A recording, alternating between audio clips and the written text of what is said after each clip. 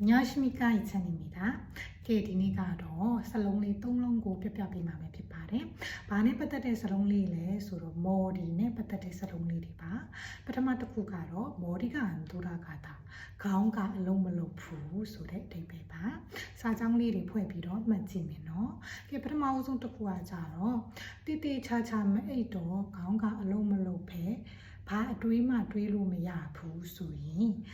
잠을 제대로 못 잤더니 머리가 안 돌아가서 아무 생각도 할 수가 없어.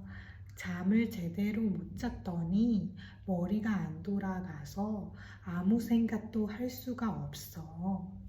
나도 구하자요. 머리가 하얘지다. 가오아 블랑 피도하래 보노. 가오아 블라 피도하래.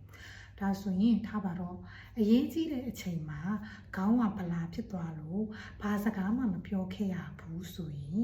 주요한 순간에 머리가 하얘져서 아무 말도 못했어. 중요한 순간에 머리가 하얘져서 아무 말도 못했어.နောက်တစ်ခုကကြတော့ 머리를 식히다. ခေါင်းကိုအေးခံတယ်ဆိုတဲ့အဓိပ္ပာယ်။ဘာလဲဆိုတော့မလို့ထူပူနေတဲ့အချိန်မှာခေါင်းခဏအေးခံလိုက်အောင်မယ်အဲ့လိုသုံးနေပေါ့နော်။ထားပါတော့stress တွေများတဲ့အခါမှာတော့ခဏပဲဖြစ်ဖြစ်ခေါင်းအေးခံဖို့အချိန်လိုအပ်တယ်လို့သုံးချင်ရင် 스트레스가 많을 때는 잠시라도 머리를 식힐 시간이 꼭 필요해. 스트레스가 많을 때는 잠시라도 머리를 식힐 시간이 꼭 필요해. ဒါဆိုရင်ဒီနေ့ပြောတော့တာကတော့ 머리가 안 돌아가다 ခေါင်းကအလုံးမလုံးဘူးနောက်တစ်ခု 머리가 하얘지다 ခေါင်းကဗလာဖြစ်သွားတယ်နောက်တစ်ခု 머리를 식히다 ခေါင်းကိုအေးခံတယ်ဆိုတဲ့သုံးလုံးပဲဖြစ်ပါတယ်그러면 다음에 또 만나요